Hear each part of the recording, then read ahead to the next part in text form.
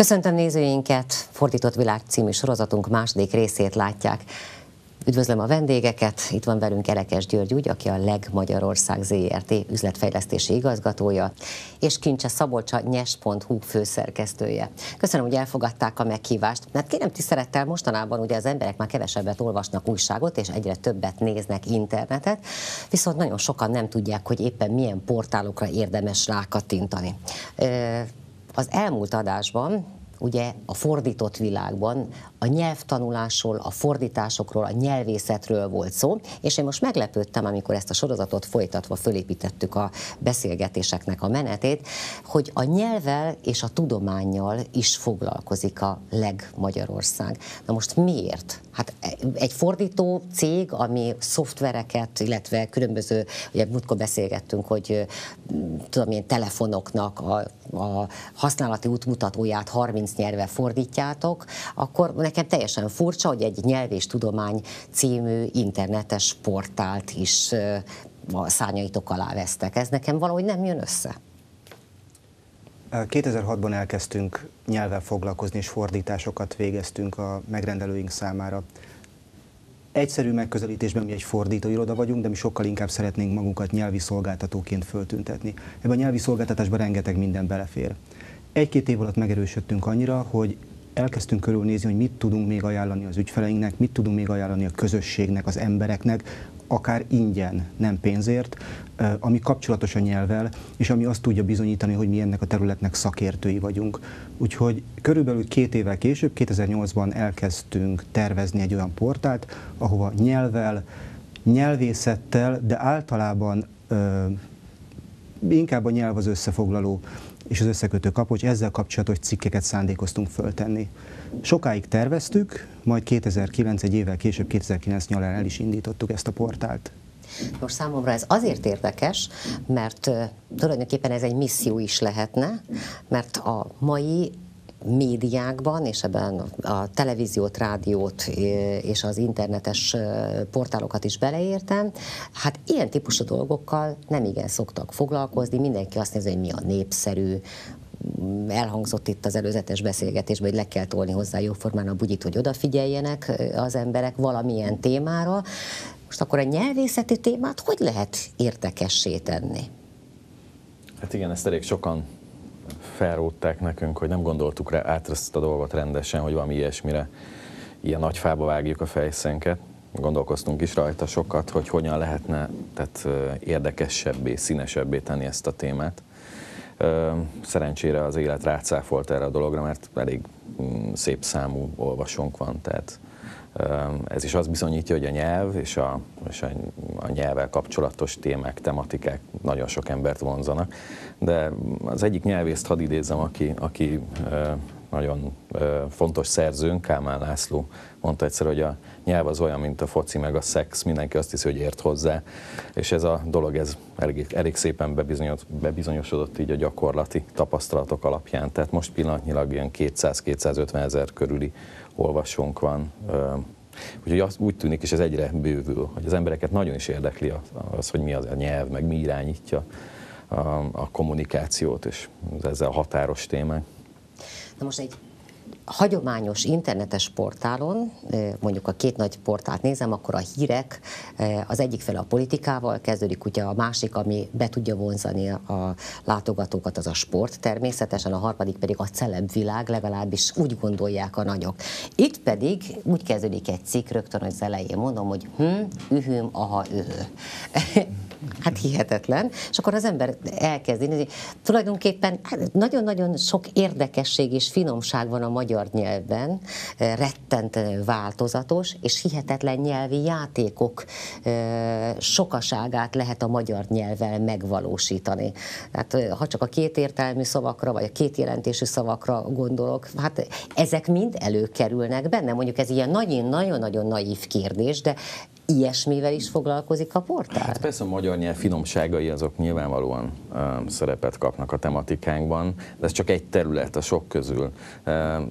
Visszautalnék inkább a kérdésed elejére, tehát hogy azt kérdezted, hogy hogy ez a sok celebritás mellett hogy fér meg egyáltalán egy ilyen tematika. Én azt mondom, hogy a sok celeb is, tehát valamilyen nyelven beszél. Tehát gyakorlatilag rajtunk múlik az, hogy milyen okosan tudjuk különböző nyelvi jelenségeket, vagy kommunikációs finomságokat tálalni. És hát ebben vagyunk mi jók.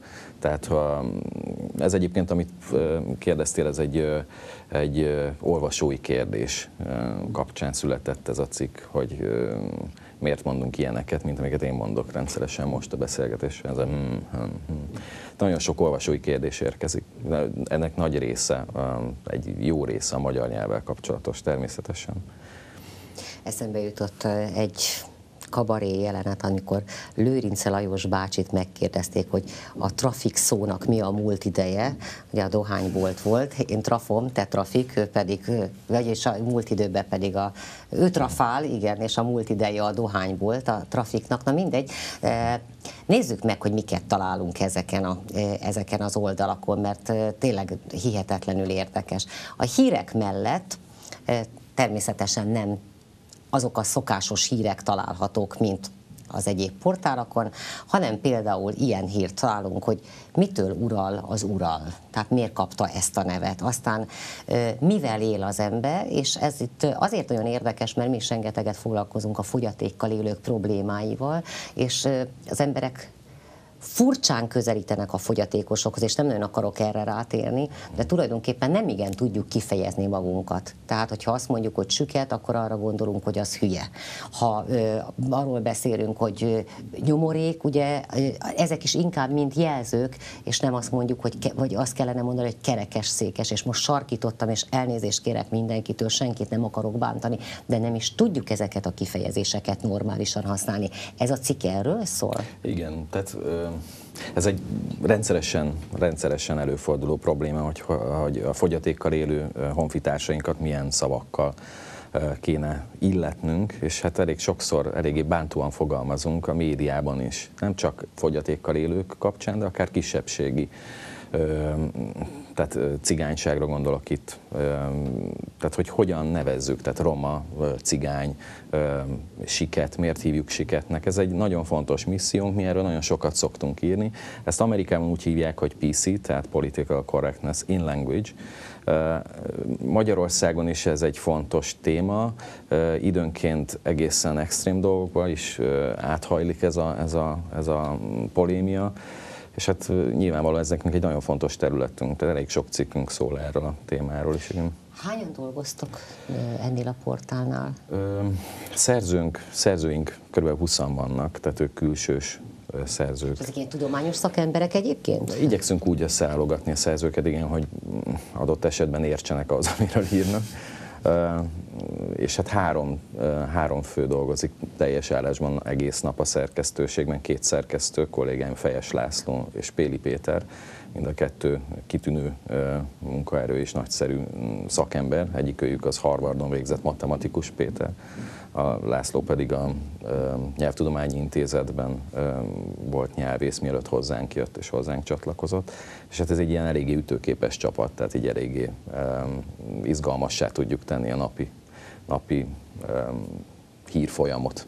Mennyire tudjátok nyomon követni a Nyestnek a nyelv és tudomány, Nyest, ugye ilyen jó kis nevet kapott, tehát a nyelv és tudomány portálnak az életét, a cikkeit, és mennyire illik bele a világotokba, tehát elérte azt a gondolatiságot, amit kitűztetek? Messze menően, sőt Szabolcs rengeteg új gondolatot hozott ebbe az egész ötletbe bele. Az első specifikáció, amikor elkezdtünk gondolkozni azon, hogy milyen legyen a portál, még egy egészen más jellegű portálról szólt. Aztán bejött a képbe Szabolcs, csatlakozott hozzánk, és az egészet fenekestől felforgott, egy sokkal jobbat hoztunk létre nulláról. Rengeteg hasznos, rengeteg érdekes, rengeteg haszontalan, és rengeteg olvasnivaló, olvasható cikk jelent meg a portálon, több ezer, 7-8-9 ezer, már számolni sem tudjuk, és olyan sűrűn jelennek meg újabb és újabb cikkek, hogy kezdetben tudtam követni én magam is, aki bábáskodtam ennek a megszületésénél, de most már esélyem sincs, hogy napi 2-3 cikknél többet elolvassak. Mennyire nyitott a nyelv területén a portál, és mennyire tolódik el a tudomány felé? Mert a nyelv azért ez egy szűkebb terület, vagy a tudomány is megpróbál a nyelvészet körül mozogni? Hát igen, ez nem egy nyelvi portál, meg csak nem is egy, pláne nem nyelvészeti portál, ezt mindig el szoktam mondani. Ez egy olyan portál, egy olyan hírportál, ami nyelvvel, kommunikációval foglalkozik, de akár nyelvpolitikával is. Tehát amikor talán emlékszel a szlovák nyelvtörvénynek az érdekességeire, akkor például nyilatkozott nekünk a szlovák kulturális miniszter, aki az egész szlovák nyelvtörvény atya volt, vagy én nem is tudom, kiötlője. Tehát, hogy akár a nyelvpolitikai ügyektől elindulva a nyelvtudományon át, de akár a kémiai nevek elnevezéséig is sok minden belefér. Tehát, hogy nagyon széles, nagyon tágos spektrum, és ezért lesz érdekes a dolog. Bocsánat, ha szabad egy összehasonlítást tenni, az volt a célunk, miután Szabolcs csatlakozott hozzánk, hogy olyasmit hozzunk létre, mint ami annak idején a Delta volt Kudlik Júliával. Tehát érdekes témákat olvasható módon, mindenki számára megérthető módon tálaljunk. Hogyan lehet ezt reklámozni? Hát szerencsére abban a helyzetben vagyunk, hogy most már nem magunkat kell reklámoznunk, hanem nálunk szeretnének reklámozni, és nekünk vannak hirdetőink. Hát eleinte nyilván nagyon kevesen olvastak bennünket. 2009. júniusában indult maga az éles működése a lapnak, és akkor nyilván egy pár száz olvasóval kezdtük. Hát időközben nyilván kihasználunk minden lehetőséget, tehát a szociális média, közösségi média lehetőségét, tehát a Facebookon ott vagyunk, ott van 5,5 ezer olvasónk, és hát rengeteg ember úgy érzi, hogy érdemes odaírni a véleményét, kommentel, ezeket a véleményeket megosztják tehát a Facebookon, a Twitteren, stb. Tehát, hogy így önmagát gerjeszti. Ez mindig érdekelt egyébként, mert fütfát beírhatnak az emberek, és bekerülhetnek azért oda nem illő tartalmak is. Igen. Van egy ilyen szűrőrendszer? Nincs. Tehát én büszkén mondhatom, hogy a nyelv és tudomány olvasói azok egy olyan elit olvasói kör, hogy gyakorlatilag ez teljesen szükségtelen. Tehát én az idejét nem tudom megmondani, mikor érkezett hozzánk panasz arra, hogy valaki oda nem illő dolgot kommentelt volna a cikkünk alá, és én erre állati büszke vagyok. Tehát foglalkoztunk, ha már nyelvről és politikáról van szó, akkor foglalkoztunk például a Kertész Ákos féle levéllel, és ebben két elég neves nyelvész véleménye feszült egymásnak, és ezek a cikkek egy komment áradatot indukáltak. És az érdekes, hogy ahhoz képest, hogy ugye a mainstream médiában milyen durva pengeváltások és személyeskedésig, anyázásig elmenő kommentek jelentek meg, a mi oldalunkon egy hihetetlen kulturált, érdekes beszélgetés folyt több száz kommenten keresztül. Tehát nem, az a szerencsénk, hogy csodálatos olvasóink vannak, és erre nagyon büszkék is vagyunk. Akkor ezek szerint lehetséges az, hogy mondjuk egy-egy portálhoz egy-egy kulturális réteg kötődik? Hát ez igen, tehát van hírportáloknál, internetes portáloknál is nagyon hasonló a helyzet, hogyha az ember egy tematikus irányba indul el, és egyfajta tematikát kezd erőltetni. Tehát mondjuk, hogyha én kizárólag női témákkal foglalkoznak, akkor nagyon valószínű, hogy a divat iránt, a kiegészítők iránt érdeklődő nők jelennének meg. Nálunk is ugyanez a helyzet. A nyelv az egy olyan érdekes téma, hogy az egy olyan típusú embert érdekel, aki lehetséges egy kicsit visszafogottabb, jobban kimódolt véleménnyel rendelkezik. És megpróbálja kulturáltan megfogalmazni a véleményét. Egyébként sokszor én is, hogy olyan emberekkel készítek riportot, akik gyönyörűen fogalmaznak, szépen beszélnek, akkor megpróbálok idomulni egy idő után hozzá, és én is vigyázok arra, hogy megfelelően szabatosan próbáljam meg kifejezni magam. Ellenben, hogyha valaki szlenggel beszél, és mondjuk lazábban fogalmaz, akkor sokszor én is tényleg nem tudok jobb kifejezést rá, idomulok hozzá, és ez egy érdekes dolog, mert ugyanaz akkor megtörténhet az írott formán keresztül is, vagy megvalósulhat. Tehát nálunk is nagyon sokan beszélnek szlenggel, én magam is szoktam. Tehát igazán a nyelvi helyzettől, a kommunikációs helyzetből függ, hogy mikor melyik. Tehát mikor melyik formát választja az ember. De igazából nem is a szóhasználat itt a lényeg szerintem, hanem az igényesség. Tehát a saját véleményem tálalása és a másiknak az elfogadása, valahol így gondolom. Belepillantunk egy pillanatra, hogy milyen cikkek is vannak rajta. Azt mondja, figyeli a CIA a Facebookot és a Twittert, aztán Da Vinci képet azonosítottak. Spanyol nyelvű vígjátékban szerepel Will Ferrell, ha jól ejtettem a nevét, aztán középpontban a francia irodalom. Kitüntették a film műfordított, felesleges a komi nyelv, orvos és beteg szó nélkül.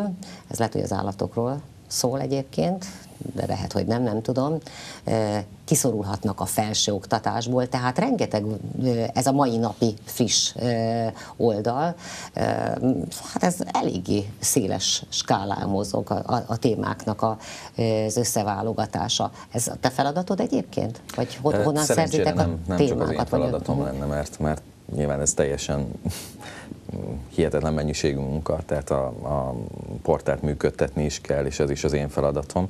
Hát ezt hárman csináljuk, tehát a két felelős szerkesztő és jó magam.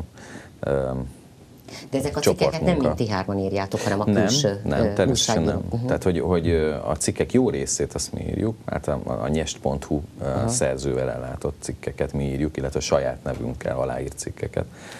Aztán van a másik 20 szerzőnk, 20-25 szerzőnk, aki rendszeresen ír nekünk, és hát nyilván vannak bizonyos megállapodásaink blogokkal, hírügynökségi anyagokat is felhasználunk. Tehát így áll össze a hogyha itt ugye van benne hírek, blog, fórum, a fórumról beszéltünk, hogy nagyon-nagyon sokan kattintanak rá, és nagyon sokat leveleznek fórumon keresztül az olvasóitok. Van itt egy olyan, hogy rénhírek. Ez a rémhírek, vagy a rénhírek? Nem, ez a rénhírek, ez egy... tehát a Fejes László kollégánknak ő kezdte ezt a projektet. Foglalkozik, ő egy nyelvész, így van, és még a Nyelvtudományi Intézetnél dolgozott, amikor elindította ezt a blogot egy blogszolgáltatón. És hát végül is felfigyeltünk egymásra, ő időnként kritikával illette, építő kritikával illette a cikkeinket, mi pedig felvettük el a kapcsolatot, és végül is összeállt a dolog, hogy találkoztak az érdeklődési területeink, és végül is ő eljött hozzánk dolgozni, és hát egy olyan megállapodást kötöttünk, igen, hogy akkor a rénhíreket azt szintén a Legmagyarország, illetve a Nyelv és Tudomány portál megtámogatja olyan formában, hogy továbbra is az oldalunkon maradhat. A rénhírek egyébként egy olyan blog, ami az uráli nyelvekkel foglalkozik, illetve az uráli népekkel, uráli népek kultúrájával. Hogyha megnézzük, tehát hogy rákattintasz, akkor látod, hogy nagyon sok finn, észt, komi, egyéb. Mostnyi szó-e a mamut például, ugye? Mamut, igen, ez egy nemrég érkezett egy ilyen olvasói kérdés. Hunok az alkotmányban. Itt a lap euró, ez a lapföldről, Hunok, igen. Mint tudjuk, bekerültek az alkotmányunkba. Sérti a komikat a Ubuntu, hát könnyebb a kínai, mint a komi. Hihetetlen naprakész dolgok vannak benne, szó se róla. És akkor itt van egy ilyen, hogy miért urál az Urál. Ez az Urál-hegységről szól? Így van, így van. Megtudhatjuk tőletek? Tudod rögtön nekünk mondani, vagy olvassuk el a cikket? El kéne olvasni a cikket, tehát bevallom őszintén, én sem magam nem olvasok el minden cikket, mert egyszerűen ezt egyébként pláne a kollégám írta, ezt a Fejes László, annál kellemetlenebb, hogy nem tudom fejből felidézni a gondolatait. De most itt nézem, hogy hány hozzászólás van. Csak magam nem vagyok nyelvész, így aztán nem is nagyon kontárkodnék olyan területekbe bele, érdekességnek érdekel. Igen, az emberek nem kevés a 24 óra a munka mellett. Azt mondja, hogy itt van 84 hozzászólás, ahogy nézem, azért ez elég tisztességes mennyiség egy ilyen típusú cikkhez, mondjuk, ami az Urálról szól. Meg is vagyok lepődve. És akkor van még itt egy olyan, amire rá akartam kérdezni, ez egy ilyen, hogy azt mondja, hogy címkézitek őket. Ez mit jelent? Hát mármint az írásokat. Igen, ez szintén hírportáloknál már egyre inkább elterjedt és fontos eszköz, tehát gyakorlatilag egy-egy cikket besorolunk tematika szerint, tehát például az Urál az nyilván megkapja azt a földrajz címkét, megkapja az uráli nyelvek címkét, mert uráli népek címkét. Tehát, hogy olyan tematikák szerint osztályozunk, ami belefér abba a cikkbe, abba a tartalomba. Aztán, hogyha a kedves olvasó rákattint erre a címkére például, hogy földrajz, akkor ott lesz ez a cikk is, és sok minden más, ami földrajzi témájú. Igen, itt olyan címkék vannak, hogy nyelvészet, baskír, etimológia, földrajz, mostnyi, nyelvtörténet, tulajdonnevek. Hát azért itt el lehet böngészgetni. Ez egyfajta, lehet azt mondani, hogy társadalmi felelősségvállalás. Én szerintem ennek a portálnak a részrehozása, mert ilyen típusú irodalmi vagy tudományos portálról én nem nagyon tudok, hogy létezik-e. Van még? Nincs. Ez az egyetlen. Legalábbis ebben a témában. Aztán más tematikus portálok vannak természetesen. Babamama rovatok, szépítkezéssel, egészséges életmóddal foglalkozó portálok vannak. Gyorsan közbevágnék, azért nyelvi témájú portál is van, tehát azért van egy-kettő. Oldalak vannak olyan tematikusak, amik nagyon szűk réteg érdeklődésére tartanak számot. Ami ennyire széles közönséget ér el, ilyen nincs még egy.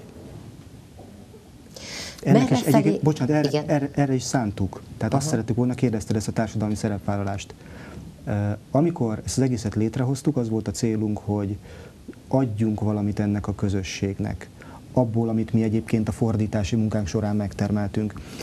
Volt még egy második szempontunk is, de ez háttérbe szorult az első mellett. Ez pedig az volt, hogy nyilván ez rengeteg pénzt fog fölemészteni, és ez egyszer akár lehet egy gazdasági vállalkozás is. Csináljuk meg, majd csak jó lesz valamire. De hát mi, mint fordítóiroda nem a magyar piacon dolgozunk, mi elsősorban Ázsiában, Japánban vagyunk érdekeltek, de gondoltunk azokra az időkre, kicsit messzebbre emelve a tekintetünket, és távlat célként megfogalmazva, amikor majd magyarországi piacra is szeretnénk dolgozni, akkor jól jön egy ilyen portál, ahol tudunk hirdetni azoknak az olvasóknak, akik valószínűleg valahogyan, valamilyen formában a megrendelőink is lehetnek egyszer. Tehát ez még egyelőre a jövő zenéje, egyelőre a társadalmi felelősségvállalásnál tartunk. Minden esetre nagyon-nagyon érdekes. Hát én csak ajánlani tudom önöknek, hogy kattintsanak erre a portára, mert a tudomány, az ismeret, a nyelvészet lehet nagyon érdekes bárki számára, és mindenki tud újat találni benne. Nagyon szépen köszönöm, hogy itt voltak. Kedves nézőink, legközelebb egy teljesen másik témával fogunk foglalkozni, amelynek egyik szakértője, illetve az egyik szereplője egészen biztos Elekes György lesz, aki a Legmagyarország ZRT-nek az üzletfejlesztési igazgatója. Köszönöm szépen, hogy itt voltatok. Köszönjük szépen.